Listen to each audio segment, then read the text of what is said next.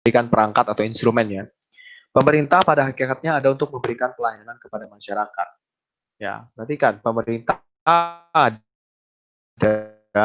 untuk memberikan kepada masyarakat. Birokrasi tidak diadakan untuk melayani diri sendiri, tetapi untuk melayani masyarakat serta menciptakan kondisi setiap anggota masyarakat agar dapat mengembangkan kemampuan dan kreativitas. Jadi bagi teman-teman yang ingin nanti masuk pemerintahan ya, ingat baik-baik bahwa Anda ada di pemerintahan, DPR, Anda ada di DPRD, di dinas, staf gubernur mungkin, staf wali kota, Anda ada untuk melayani masyarakat. Jangan nyari duit kalau kerja di pemerintahan. Pasti kalian nggak bakal kaya-kaya. Kalau mau cari duit, tinggal jadi bisnismen. Ya, itu pesanku ya. Bagi teman-teman nanti yang mau berkarir atau berkiprah di pemerintahan, motivasinya harus lurus, harus murni untuk melayani masyarakat. Nah, ini teman-teman, nanti ini ada PPT khusus juga ya, PPT week ke-10 kalau nggak salah. Ya, week ke-10 ya, week ke-10 berkaitan dengan dari government ke good governance. Nanti mungkin penjelasannya bisa di sana aja, tapi intinya adalah ini paradigma, teman-teman. Jadi bagaimana paradigma itu bagaimana seseorang melihat sesuatu gitu. Jadi bagaimana ketika melihat pemerintah, kita melihat itu sebagai government gitu. Oh, yang punya tanggung jawab pemerintah, government, government, government. Tapi ini sudah pindah paradigma ke good governance ya, di mana pemerintah itu harus bisa acceptable secara politik, punya legitimasi ya secara politik. Bagaimana caranya punya legitimasi secara politik? Ya, banyak ya, melalui pemilu itu yang paling pertama. Terus lewat apa lagi?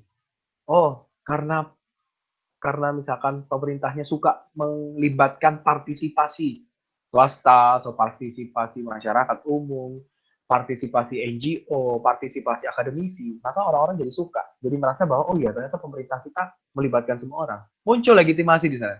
Muncul kepercayaan terhadap pemerintah. Mereka di-accept secara politik. Ya, makanya nanti kalau teman-teman lihat di governance itu kan teorinya ada bagaimana melibatkan segala sektor gitu ya, swasta, terus NGO, peneliti, akademisi, dan lain sebagainya.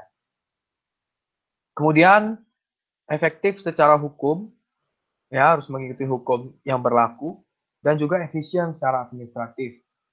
Efisiensi ini bisa dicapai dengan apa? Ya penggunaan teknologi, makanya nanti ada e-governance lah, ya kan? Kemudian juga tidak berbelit-belit, ya, dan lain sebagainya.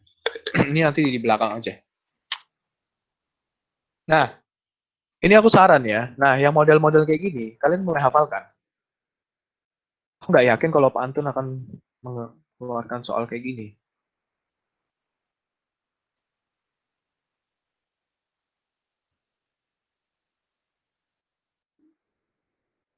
Bentar.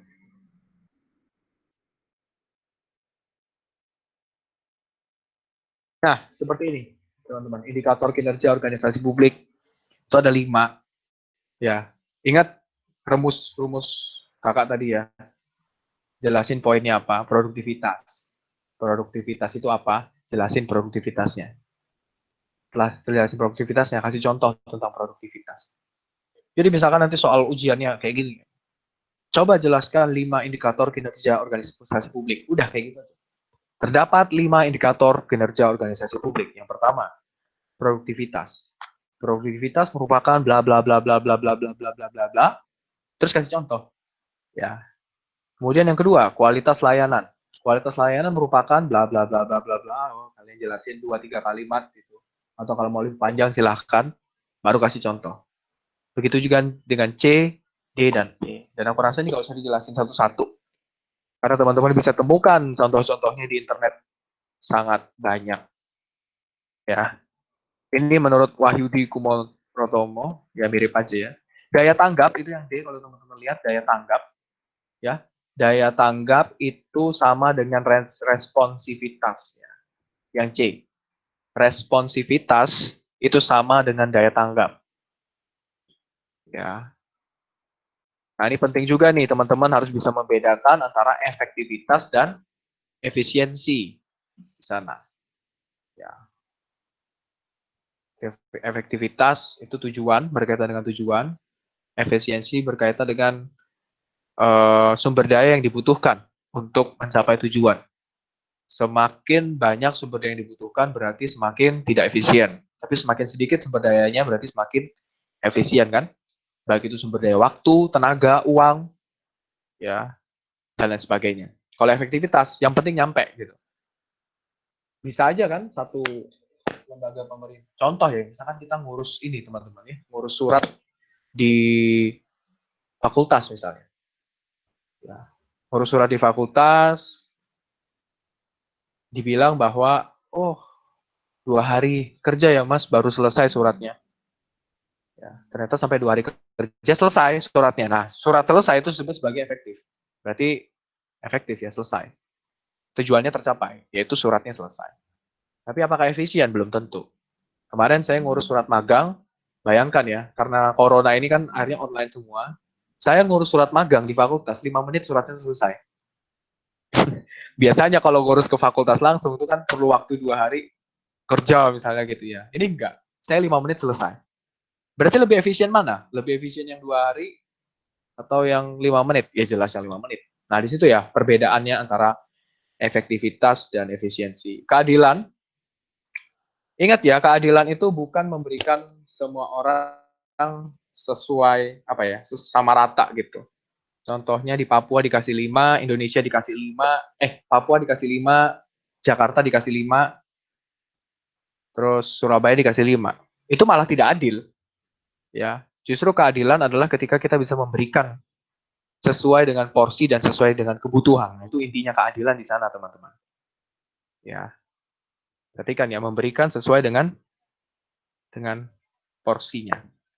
Sesuai dengan porsinya. Anggap aja misalnya gini deh. Kita kuliah, ada yang dapat bidik misi dan ada yang dapat tidak. Ada yang enggak gitu. Adil nggak itu? Adil. Karena yang dapat bidik misi adalah orang-orang yang memang mungkin miskin, maksudnya sulit secara ekonomi. Tapi yang tidak dapat bidik misi bisa protes nggak? Ya nggak bisa. Karena mungkin mereka penghasilannya juga sudah oke, orang tua mereka gitu. Nah ini disebut keadilan. Ya justru kalau misalkan kita menganggap keadilan itu sama rata ya, ya kalau dia dapat bidik misi, aku juga dapat meskipun aku orang kaya. Ya. Atau misalnya kalau misalkan nggak ada bidik misi, ya semua jangan dapat bidik misi gitu. Nggak peduli dia miskin. Pokoknya adil gitu ya, sama gitu. Salah, ini konsep keadilan yang salah. Ya, jadi harus diingat keadilan ini memberikan orang sesuai dengan porsinya, sesuai dengan kebutuhannya. Treatment ke Papua dengan treatment ke Jawa jelas beda. Jawa sudah lebih maju dari Papua. Ya mungkin kalau di Papua lebih digenjot lagi gitu kan, perekonomian dan segala macam. Pemerintah pusat harus bekerja lebih keras gitu untuk mendorong Papua. Bahkan perlu asistensi khusus misalnya ke Papua. Tapi untuk ke Jawa ya nggak perlu karena Jawa sudah cukup matang ya, cukup dewasa dalam hal perekonomian begitu.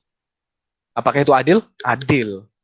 Ya, karena memberikan sesuai dengan kebutuhan mereka. Kalau daya tanggap itu ya responsivitas ya.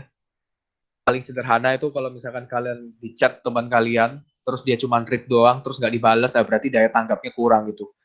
Ya, nggak responsif, nah bahasanya gitu ya. Nggak respon. Sama, kadang-kadang pemerintah itu kan dianggap tidak responsif ya terhadap pergumulan atau persoalan masyarakat. Kita lapor tapi kok lama banget ininya, apa pengerjaannya dan lain sebagainya. Nah, dalam hal ini memang yang online-online, misalnya kayak di Jakarta Smart City dan sebagainya, itu membantu supaya daya tanggapnya bisa cepat. Kita ambil kasus misalnya yang di Surabaya, teman-teman. Masih ingat nggak yang di jalan apa itu ya? Yang jalannya ambles sampai ke bawah berapa meter itu? Yang di tengah kota itu, dekat Hotel Santika itu ya, dekat Rumah Sakit Siloam di Surabaya. Itu kan jalannya pernah ambles. Dan saya melihat bahwa tanggap pemerintah sangat cepat loh itu. Pemerintah kota Surabaya ya. Um, ambles, wali kota langsung ke sana, langsung ditutup, langsung dibangun, 6 hari selesai. Itu luar biasa. Cukup pencapaian cukup ya. Meskipun saya yakin kalau misalkan itu di Jepang atau di China, mungkin 1 hari juga sudah selesai gitu. Tapi ini sudah luar biasa gitu. Indonesia jalan sebesar itu ya, 6 hari sudah selesai. Itu berarti daya tanggap pemerintah kota Surabaya cepat. Ya jadi di situ ya. Untuk mengenai arti-artinya, efisiensi, maksudnya arti yang secara akademis, saya harap teman-teman bisa cari sendiri dan cari mulai dari sekarang, ya, dengan citasinya juga dan lain sebagainya, supaya nanti ketika ujian, tinggal copy paste saja langsung masukin di eh, jawaban ujian itu, karena teman-teman sudah membaca dan menulis terlebih dahulu. Meskipun teman-teman nggak tahu soalnya, ya, yang penting tulis dulu, karena saya yakin pasti akan sangat berguna gitu.